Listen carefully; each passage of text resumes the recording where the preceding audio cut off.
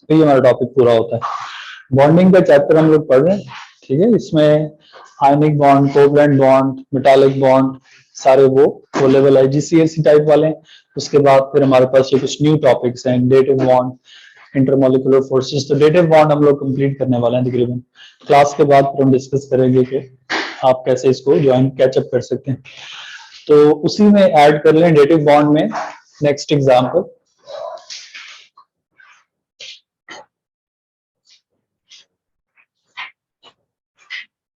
aluminum chloride Al2Cl6. That be, I guess, fifth example. मिल जाएगा, fifth example है ना। हाँ फिफ्थ नहीं, 5 टोटल हमारे सिलेबस की 5 ही। That's Al2Cl6, aluminium chloride. अच्छा, अब aluminium chloride is also a dimer.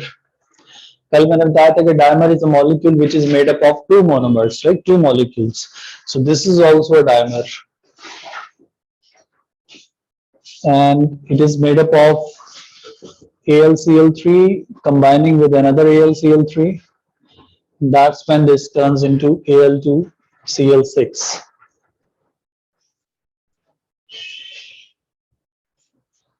अच्छा, अब AlCl3 को भी हम एल्यूमिनियम क्लोराइड कहते हैं और Al2Cl6 को भी एल्यूमिनियम क्लोराइड ही कहते हैं। लेकिन when it says dimer, तो dimer actually Al2Cl6 के लिए टर्म, क्योंकि this is made up of 2 molecules, ठीक है ना। AlCl3 is not made up of 2 molecules. तो जब आपसे एग्जामिनर डॉट क्रॉस पूछता है टिपिकली एल्यूमिनियम क्लोराइड का, तो वो टिपिकली Al2Cl6 का ही होता है। अब इससे पहले कोवलेंट बॉन्डिंग में we done this AlCl3 dot cross, और वो मैंने आपको कराया था in the examples of molecules which don't follow the octet rule. कुछ मॉलिक्यूल ऐसे होते हैं जो ऑक्टेट रूल फॉलो नहीं करते, मतलब उन एटम्स के आउटर शेल में 8 इलेक्ट्रॉन से ज्यादा या कम इलेक्ट्रॉन हो सकते हैं, वो एग्जिस्ट करते हैं लेकिन हाईली स्टेबल नहीं होते। AlCl3 is one of that. अच्छा, अब बिकॉज आप लोग ये कल से कर रहे हैं डॉट क्रॉस, मैं आप लोगों को इसका डिस्प्लेड स्ट्रक्चर का आइडिया दूंगा, आपने डॉट क्रॉस खुद ही ट्राई करना है, ठीक है। अभी मैं आप फिर खुद भी ड्रॉ कर दूंगा। सो Al2Cl6 has this displayed structure. एक AlCl3 का ये स्ट्रक्चर है और फिर इसके साथ next AlCl3 is this.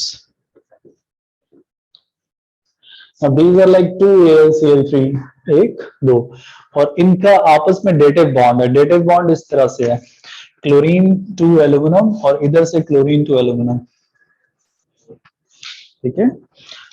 Like इसका क्लोरीन अपना एक लोन पेयर इस एल्यूमिनियम से शेयर करेगा और इसका क्लोरीन इलेक्ट्रॉन अपना इससे शेयर करेगा। अच्छा, इसका डॉट क्रॉस आप लोगों ने खुद ट्राई करना है जैसे, लेकिन to keep the diagram same मैं आपको इलेक्ट्रॉन की दे देता हूँ। एल्यूमिनियम के इलेक्ट्रॉन्स को अपने क्रॉस से और क्लोरीन के इलेक्ट्रॉन्स को डॉट से दिखाना।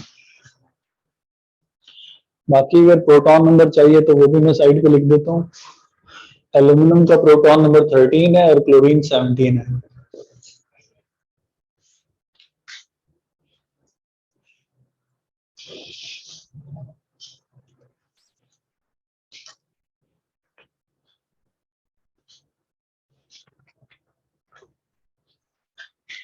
तो जहां हमारे पास सिंगल लाइन है वहां तो डॉट क्रॉस बनेगा, और जिधर एरो लगा है वहां पर दोनों इलेक्ट्रॉन सेम होंगे।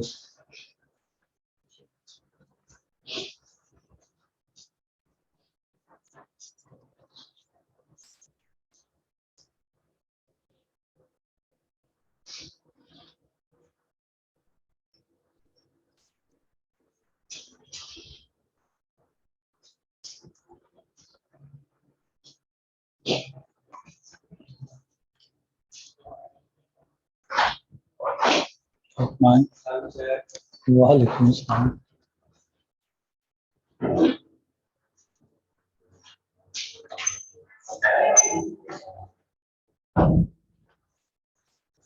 बंद तो नहीं गया, कोई बात।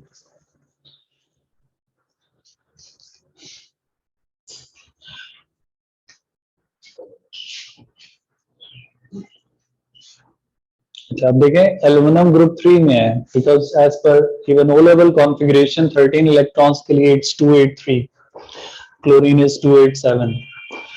तो एल्यूमिनियम अपने 3 इलेक्ट्रॉन्स 3 क्लोरीन से शेयर कर लेगा and even after that aluminum's outer shell was not complete क्योंकि जब वो 3 इलेक्ट्रॉन शेयर कर भी ले तो its outer shell still will have 6 electrons।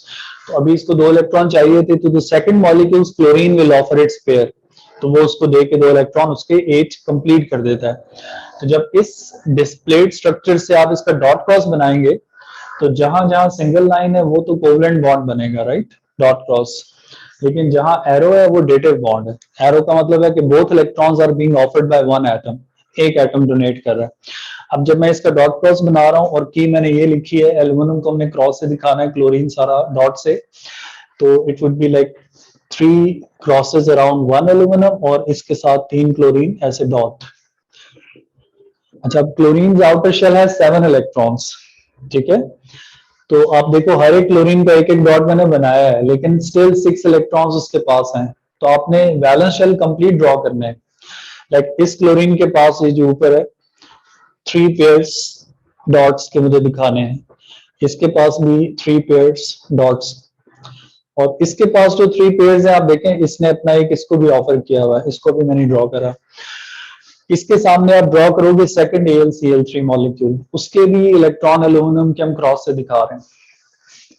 तो दैट इज लाइक इसका क्लोरीन थोड़ा ऊपर, इसके सामने एल्यूमिनियम इधर, इधर क्लोरीन इधर क्लोरीन, एल्यूमिनियम के इलेक्ट्रॉन्स क्रॉस और क्लोरीन के डॉट। अच्छा अब अगेन इसको भी हम कंप्लीट करेंगे तो दिस क्लोरीन स्टिल हैविंग, क्योंकि इसका तो डेटिव बॉन्ड से कोई काम नहीं है ना इसका और इसका, इसको मैं कंप्लीट कर लेता हूँ ये वाला भी। बट ये क्लोरीन और ये chlorine they are participating in the coordinate bond, right, dative bond. तो आप करोगे ये कि इसका एरो क्लोरीन से एल्यूमिनियम की तरफ और इसका एरो क्लोरीन से एल्यूमिनियम की तरफ। अब out of the 3 pairs this chlorine shares one on the this side with aluminium, और ये क्लोरीन एक इससे शेयर करेगा एज पूरे करने के लिए। अब जब एक एक पेयर इन्होंने शेयर कर दिया तो this will still be left with 2 electron pairs. इसी तरह इसके पास भी 2 पेयर बचेंगे।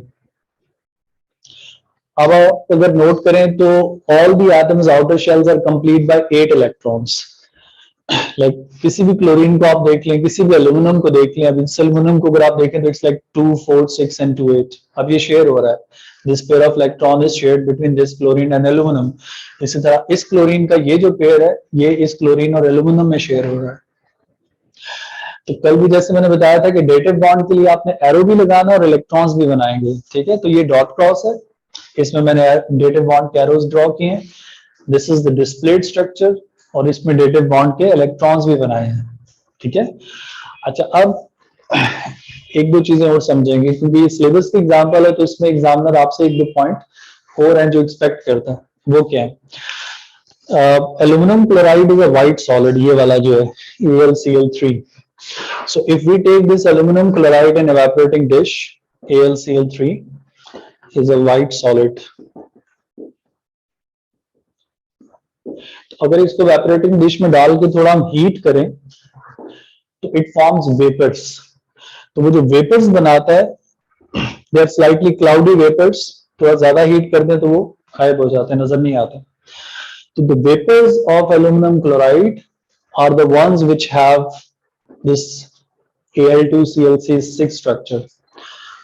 तो Al2Cl6 इधर बनता है वेपर्स में, Al2Cl6 is present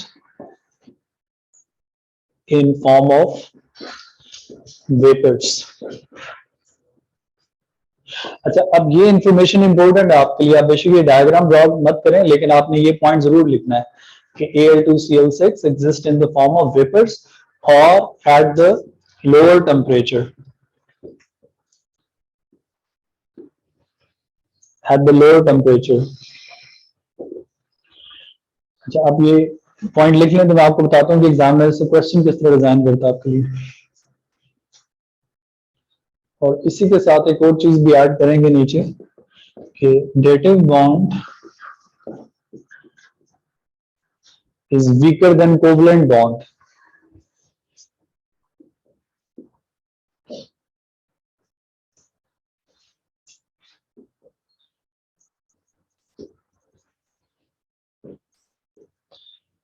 dative bond is weaker than covalent bond.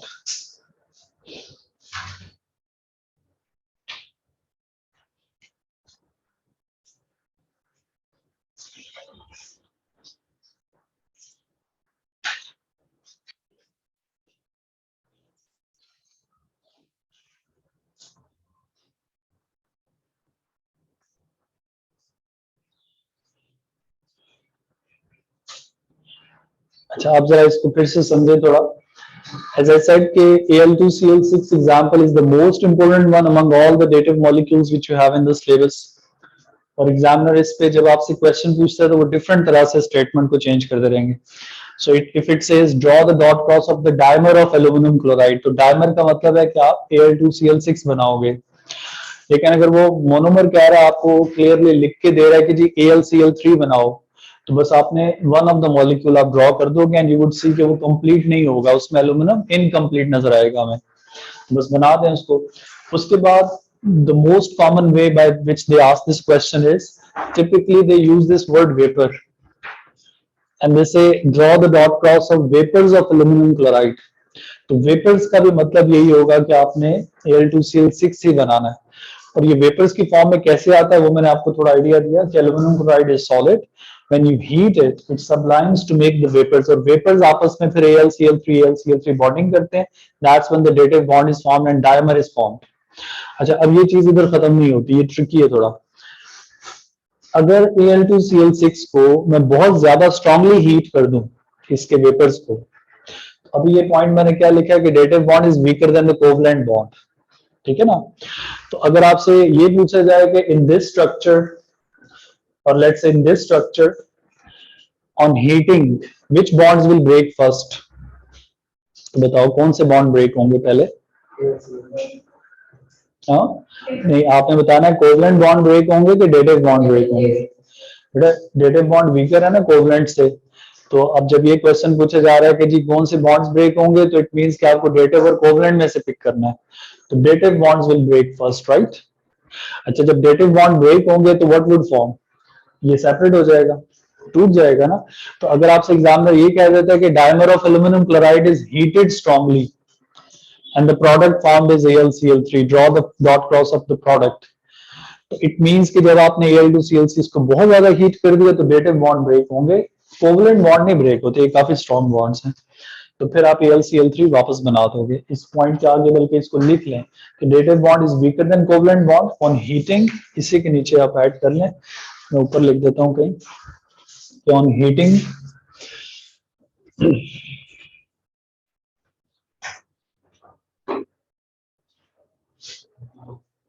on heating the dative bonds break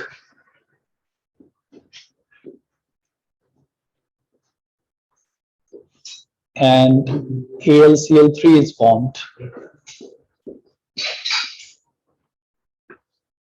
I mean, अगर आप इसको Al2Cl6 को हीट कर देंगे बहुत ज्यादा तो इसके डेटिव बॉन्ड ब्रेक हो जाएंगे और AlCl3 वापस बन जाएगा. अब ये सारी इंफॉर्मेशन Al2Cl6 की आपके सिलेबस में, और आपको ये याद रखना पड़ेगी, ठीक है.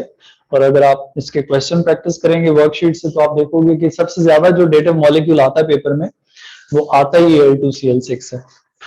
ठीक है, आप इस पे पूछे क्वेश्चन में एक दो चीजें इस एग्जाम्पल में और ऐड करूंगा, फिर ये हमारा कंप्लीट हो जाएगा.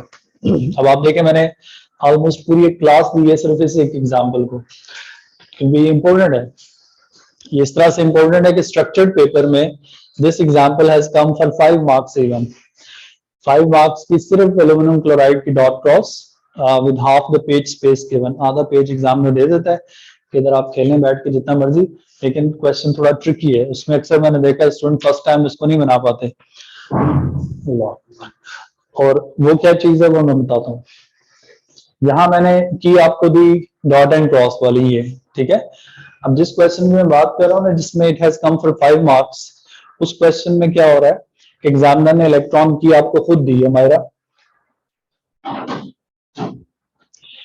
और उस इलेक्ट्रॉन की में एग्जामिनर ने आपसे कहा है कि जी एल्यूमिनियम के इलेक्ट्रॉन्स को Z से दिखाना है आपने और क्लोरीन के इलेक्ट्रॉन को Y से.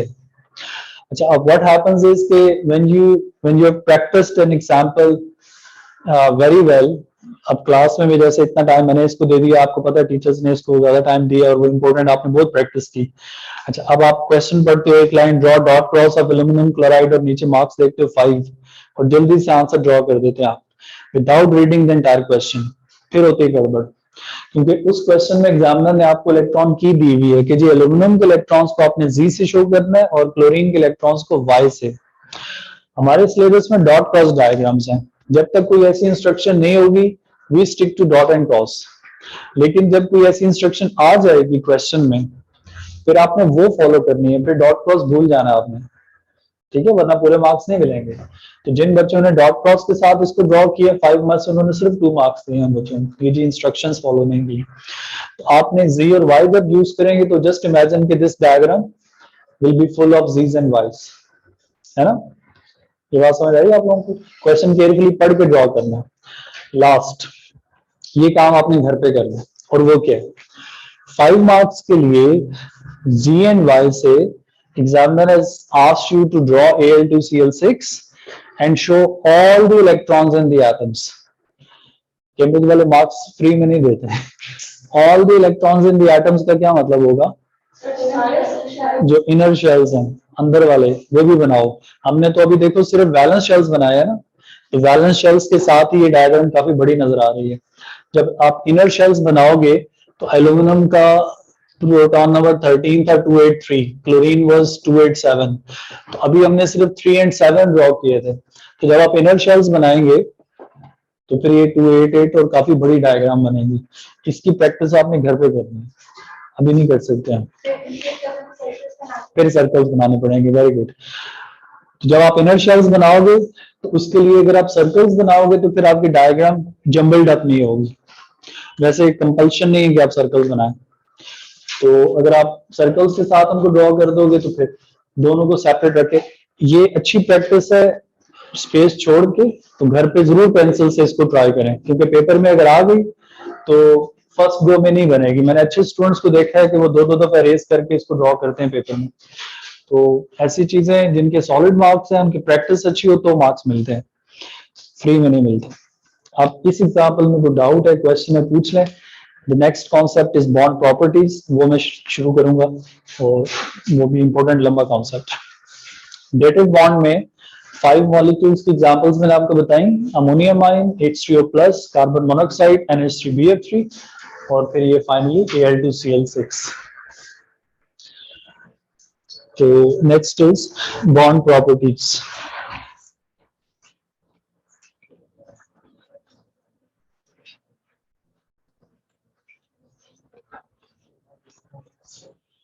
बॉन्ड प्रॉपर्टीज,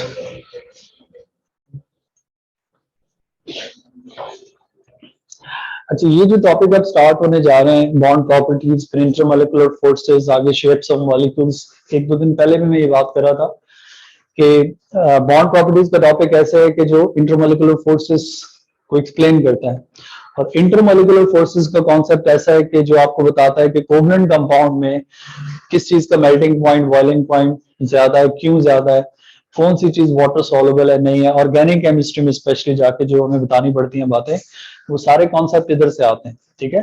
तो इन क्लासेस में कॉन्सेप्ट भी है, लेंथ भी बहुत ज्यादा है, लेकिन कैम्ब्रिज में उन्होंने इतनी डेप्थ में नहीं रखा हुआ। टू द पॉइंट हम उसको कवर करते हैं और अप्लाई करते हैं जिस तरह से आपसे रिक्वायर्ड है कॉन्सेप्ट रिटेन करना, ठीक है। तो इम्पोर्टेंट क्लास है ये, और मतलब आगे ये 2-3 दिन जो क्लासेस है ये इम्पोर्टेंट इन दैट सेंस कि अगर आप एक भी मिस कर देंगे बीच में, बॉन्ड प्रॉपर्टीज का कनेक्शन ब्रेक होता है, समझ नहीं आती फिर कुछ भी, तो बी रेगुलर। ये बॉटम लाइन थी। Bond properties next.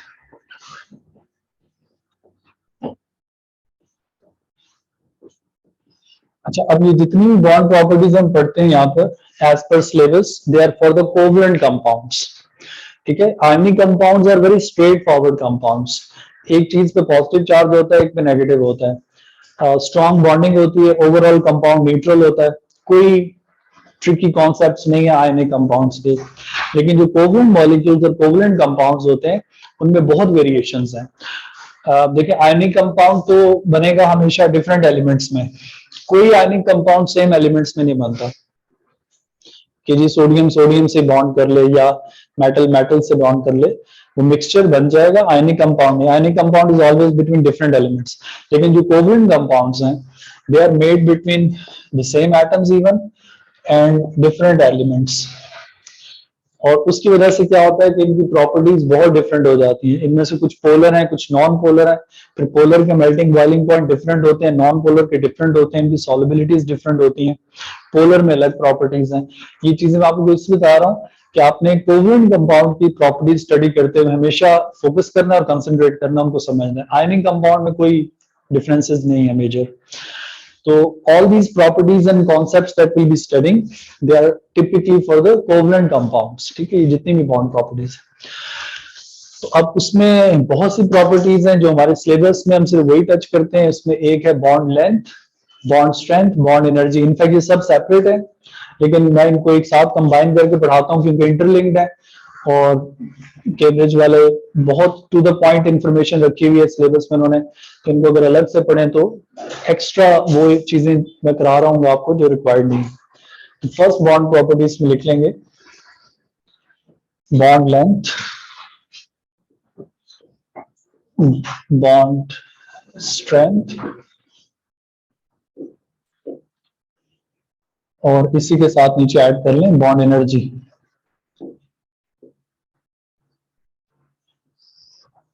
Bond length, bond strength, bond energy, ये पूरी एक ही प्रॉपर्टी एक साथ में इसको एक्सप्लेन कर रहा हूं कंबाइन करके। अच्छा, अब इनमें से कुछ चीजें ऐसी हैं जिनकी कोई डेफिनेशन है स्पेसिफिक, कुछ आइडिया लेने के लिए, लेकिन कुछ की नहीं है। Bond length has a definition, right. अब बॉन्ड लेंथ की जो डेफिनेशन है मैं थोड़ी एक्सप्लेन करता हूं, फिर मैं लिख दूंगा। ठीक है, when two atoms are bonded together, like H hydrogen atom with hydrogen, chlorine with chlorine, और हाइड्रोजन विद क्लोरीन में भी, तो जब दो बॉन्डेड एटम्स के न्यूक्लियस हैं, हाइड्रोजन का न्यूक्लियस है, क्लोरीन का न्यूक्लियस है, बॉन्डेड स्टेट में, तो उनके जो न्यूक्लियस के बीच में डिस्टेंस है that is called bond length. So bond length is simply the distance between, इसको आप लिख लेंगे डेफिनेशन को, it is the distance between the nuclei of two bonded atoms. Bonded atoms के न्यूक्लियाई के बीच में जो डिस्टेंस है उसको हम कहते हैं बॉन्ड लेंथ। अच्छा, अगर इसको थोड़ा आइडिया देने के लिए मैं डायग्रामेटिकली शो कर दूं, तो लेट्स से कि अगर दो एटम्स हैं, इस तरह से उन्होंने बॉन्डिंग की हुई है, कोई इलेक्ट्रॉन्स इस तरह शेयर किए हुए हैं जैसे हाइड्रोजन है फॉर एग्जांपल, द डिफरेंस और the distance between the nuclei of these two atoms, this is what bond length is.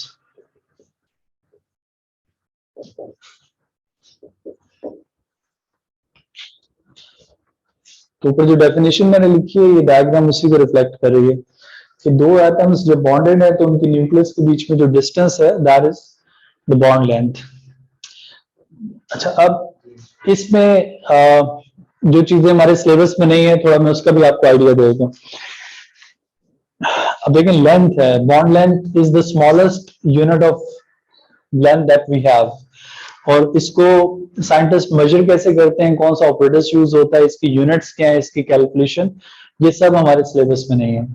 तो जो बुक आपके सिलेबस के रॉजर नॉरिस की स्टार्ट में मैंने बताई थी, तो उसमें भी अगर आप देखेंगे ये बड़ा टू द पॉइंट है। इनफैक्ट ये सारी प्रॉपर्टीज एक पेज की दोनों साइड्स पर उन्होंने खत्म कर दी है, because they want you to know the concept and apply it rather than going into the technicalities के जी बॉन्ड लेंथ कैसे निकालते हैं साइंटिस्ट, कौन सा ऑपरेटर्स यूज होता है, उसकी यूनिट्स क्या है, कैलकुलेशन क्या है, एफएससी में है बाय द वे। तो आपने सिर्फ उसका कॉन्सेप्ट पढ़ना है, क्योंकि sometime when you revise the topic तो आपके माइंड में आता है कि मैंने डेफिनेशन तो लिखी लेकिन मैंने इसकी लेंथ की यूनिट नहीं लिखी, क्योंकि फिजिक्स वगैरह में आप लोग काफी यूनिट्स वगैरह और ये चीजें लिखते हैं, तो केमिस्ट्री में हर जगह नहीं है ये कॉन्सेप्ट। सिर्फ डेफिनेशन, और इससे दूसरी चीज जो आपको समझ आनी चाहिए कि एटम जितने बड़े साइज के होंगे उतनी उनकी बॉन्ड की लेंथ ज्यादा होती जाएगी, राइट, क्योंकि बड़े एटम्स के बीच में न्यूक्लियस शेल्स के अंदर हिडन होंगे, so the distance between the bonded nuclei will increase if the atoms are large. ये याद रखना, बस मैं आगे लिखूंगा अभी। अच्छा, फिर सेकंड नंबर पे बॉन्ड स्ट्रेंथ की कोई डेफिनेशन नहीं है, naturally it's linked to these two, लेकिन मैंने उसको लिखा है। बॉन्ड एनर्जी की डेफिनेशन है, ये लिख लेंगे हम। Bond energy is the amount of heat required to break 1 mole of bonds in a molecule. Amount of heat required to break 1 mole of bond in a molecule. अच्छा, किसी भी चीज के 1 मोल में कितने बॉन्ड्स होंगे?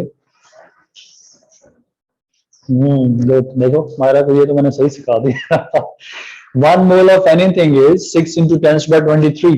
तो जब मैं कहता हूँ 1 मोल बॉन्ड तो it mean 6 into 10 by 23 bond, billions of bonds by the way. और एक एग्जांपल इसकी अगर मैं लिख दूं तो इट्स लाइक हाइड्रोजन। हाइड्रोजन का अगर मेरे पास मॉलिक्यूल है 1 मोल और इसके बॉन्ड्स में ब्रेक करता हूं तो इट वुड फॉर्म H+H। इसकी जो बॉन्ड एनर्जी है वो है कोई 436 किलो जूल्स पर मोल एंडोथर्मिक। जब आप बॉन्ड ब्रेक करते हैं तो हीट एब्जॉर्ब होती है, ठीक है, तो दैट्स एंडोथर्मिक इनफैक्ट। और अच्छा, जब वही बॉन्ड बनता है वापस तो उतनी हीट रिलीज भी होती है, ये आपने याद रखना है। बॉन्ड एनर्जी हमेशा गिवन होती है पॉजिटिव साइन से क्योंकि वो बॉन्ड ब्रेकिंग के लिए होती है, वापस बनेगा तो -436। ये अंडरस्टूड फैक्ट। आगे एनर्जेटिक्स में पढ़ते हैं ये चीजें। कुछ और क्वेश्चन पूछो ना, ये लोग नहीं पूछते, आप पूछो शाबाश। मैंने ये यहाँ लिखा है कि अगर मेरे पास 1 मोल मोल है इसका H2 का, 1 मोल H2 का मतलब है किसी चीज को अगर मैं इस तरह लिख दूं, 1 मोल H2 का मतलब है 6 × 10⁻23 मॉलिक्यूल्स ऑफ हाइड्रोजन। और सारों में एक एक बॉन्ड अगर उसको हम ब्रेक करें तो एटम्स बनेंगे। अब इतने सारे बॉन्ड्स को ब्रेक करने के लिए जो हीट रिक्वायर्ड है 436 किलो जूल, थोड़ी अमाउंट नहीं, अच्छी खासी हीट है। 1 किलो जूल इज 1000 जूल्स, तो ये टेक्निकली 436,000 जूल्स है। लेकिन दूसरी साइड पे आप ये भी याद रखें कि आपने ये नहीं समझना कि इतनी एनर्जी से मैं हाइड्रोजन का एक मॉलिक्यूल ब्रेक कर रहा हूँ। एक मॉलिक्यूल की एनर्जी तो नेग्लिजिबल निकलेगी, आप फाइंड ही नहीं कर सकते। ये 6 × 10⁻23 मॉलिक्यूल्स को ब्रेक करने की इतनी एनर्जी है, तो एक की एक्स बनाओगे तो नेग्लिजिबल। अब साइंस में, केमिस्ट्री में क्या होता है कि एक मॉलिक्यूल, एक atom, because it is so minute and tiny and less, उसको मेजर करना, कैलकुलेट करना आसान और पॉसिबल नहीं है, तो साइंटिस्ट मोल लेते हैं, हर दफा लार्ज अमाउंट लेते हैं उसकी। और इसके 1 मोल का मास भी आप देखो तो कुछ भी नहीं है, just 2 gram. even though it's 1 mole of hydrogen, still it's 2 grams, so which is nothing. अच्छा लीजिए मैं इसको चेक करता हूँ। I don't know because I think something is wrong at your and, because आप अभी आपका ड्रॉप हुआ था फिर आया है वापस, तो मैं चेक कर लेता हूँ एक दफा। नहीं, मेरे एंड पे तो ये ठीक है। अगर नई स्क्रीन नजर आती है तो कोई बात नहीं, मैं रिकॉर्डिंग कर रहा हूँ, I will share it with you. अच्छा, अब एक दो पॉइंट्स ऐड करेंगे फिर इसको मैं इधर रोक दूंगा, इसी चीज को आगे कंटिन्यू करेंगे। देखिए एक कॉन्सेप्ट है बॉन्ड लेंथ, बॉन्ड एनर्जी का बॉन्ड स्ट्रेंथ के साथ, वो क्या है वो देखें। स्मॉलर द एटम और smaller the atoms, shorter the bond, और लेसर द बॉन्ड लेंथ। जितने एटम छोटे होंगे उतना उनकी बॉन्ड लेंथ कम होगी। अच्छा, अब जितनी बॉन्ड लेंथ कम होगी, shorter the bond would be stronger the bond, और जो बॉन्ड स्ट्रांग होगा तो higher the bond energy.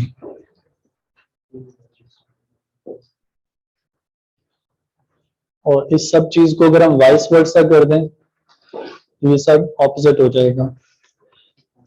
Smaller atoms tend to make stronger bonds, and with stronger bonds their bond energy is higher, the bond strength is higher. एक example इसकी मैं आप लोगों को करा देता हूँ, यहीं से आगे कंटिन्यू करेंगे।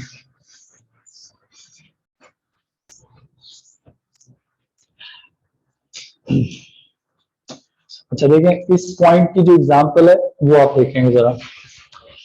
सो we have this HF, HCl, HBr, HI, ये हाइड्रोजन और हैलोजन के कंपाउंड्स हैं। हाइड्रोजन हैलाइड भी इनको कहते हैं, hydrogen halides.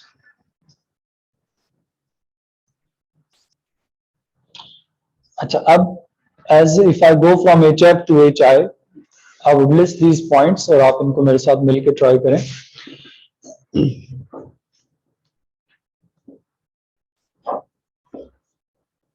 Bond length, bond strength, bond energy.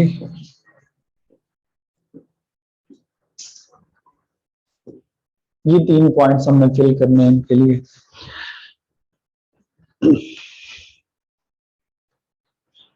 अच्छा, अब देखें इसमें ये जो कॉन्सेप्ट मैंने लिखा है अभी, इसको अगर हम अप्लाई करें on these examples. Okay, so if I fill these blanks based on this concept, तो what would it be basically? Hydrogen का atomic size तो same है throughout, right? That won't change. But it's the halogens, group 7 elements, which increase in size. So like halogens में fluorine at the top, फिर chlorine है हमारे पास, फिर bromine, iodine, ऐसे size increase हो रहा है down the group. अब keeping that in mind, मुझे बताएं कि from HF to HI ये जो बॉन्ड है बीच में सिंगल कोवेलेंट बॉन्ड, इसकी लेंथ कैसे चेंज हो रही है? इंक्रीज हो रही है. ठीक है, एटॉमिक ओवरलैप कम हो रही होगी क्योंकि देखो हाइड्रोजन का एटम तो सेम है. HF के साथ अगर मैं हाइड्रोजन बनाता हूँ, लेकिन HBr के साथ हाइड्रोजन का एटम साइज वही है, लेकिन ब्रोमीन का एटम बड़ा है, तो उसकी बॉन्ड की लेंथ बढ़ जाएगी. ठीक है, जो डेफिनेशन बॉन्ड लेंथ की मैंने बताई थी, as per that, as if I go from HF to HI, bond length will increase, right? अच्छा, अब जब इसकी बॉन्ड लेंथ इंक्रीज हो रही है, तो अभी मैंने यहाँ क्या लिखा कि जो शॉर्ट बॉन्ड होते हैं वो स्ट्रांग होते हैं, क्योंकि शॉर्ट बॉन्ड्स या जो छोटे एटम्स के बीच में बॉन्ड्स होते हैं उसमें क्या होता है, the electrons are moving in a very short area और दूर दूर नहीं जाते, तो इसलिए वो स्ट्रांग रहता है बॉन्ड. लेकिन जब बॉन्ड की लेंथ ज्यादा होगी तो electrons which are shared are moving in a large area, उस बॉन्ड को तोड़ना आसान है, ब्रेक करना आसान होगा. तो from HF to HI the bond strength will decrease, right?